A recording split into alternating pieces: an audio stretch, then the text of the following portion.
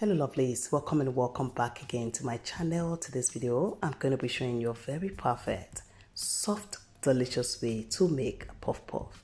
And in this video, I'm going to share 2 secret ingredients that will change your puff puff recipe for the best. So relax, keep watching, and please don't forget to like this video, subscribe, and don't forget to share. Alright, so to begin with, first into a large mixing bowl, I'm going to go ahead and sift in some flour.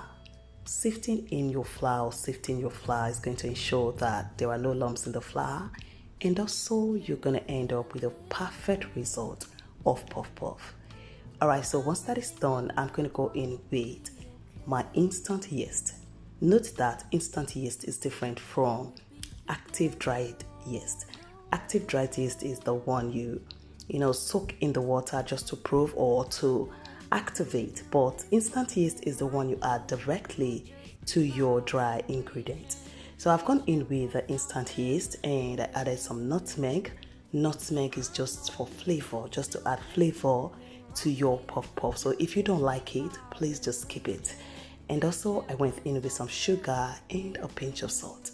Then now I'm going to mix and then set aside. And next into a cup, I'm going to go in with some lukewarm water. And my number 1 secret ingredient is condensed milk. Adding condensed milk to this is just a whole lot of flavor. It adds extra yumminess to your puff puff. So do well to try this recipe and I promise you won't regret it.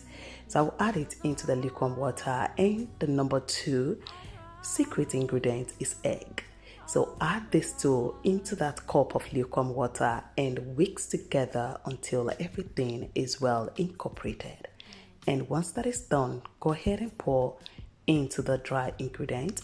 Add water gradually until you achieve the consistency that you're looking for.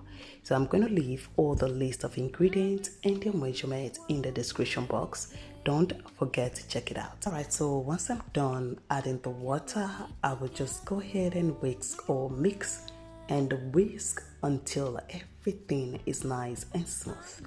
You just want to whisk this with your spatula, and I tell you, whisking also play a major role in making your puff puff. When you whisk this, it gives it that airy texture.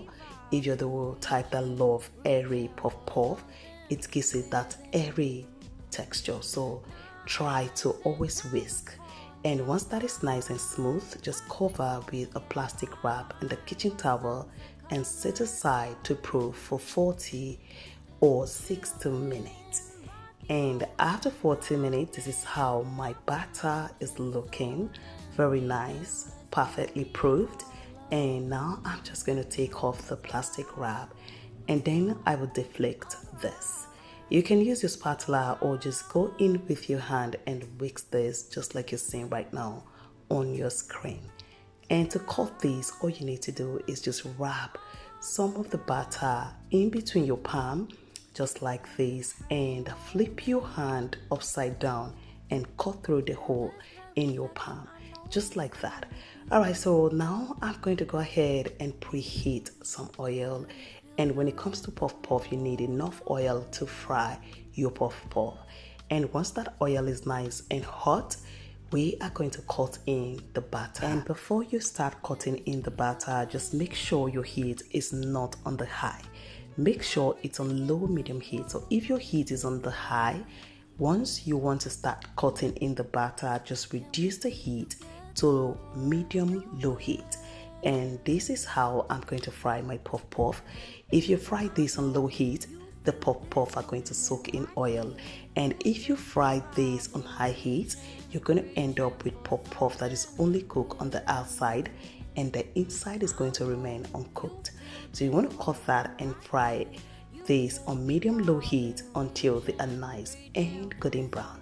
I love my puff puff to be well cooked. I love them to be, that dark brown, just like this.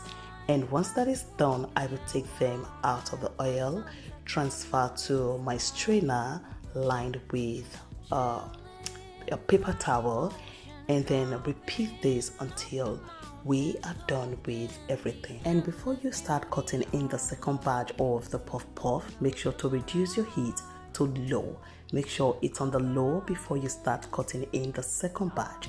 This will ensure that your puff puff are nice and not burnt, because the oil is already hot. So if you start cutting in directly without reducing the heat, the puff puff are going to burn, and also you're going to end up with puff puff that is not cooked on the inside. So make sure to reduce the heat to low heat before you cut in the second batch. Alright guys, so this is it. A puff puff is ready, looking so beautiful, very soft. It's so soft. The outside is a little bit crunchy and the inside airy and very soft, delicious. The taste is so amazing. Alright, so I hope you enjoyed this simple recipe on how to make puff puff, and if you did, please don't forget to leave me a comment, like this video, subscribe, and don't forget to share. Thank you so much for watching. See you in my next video. Enjoy.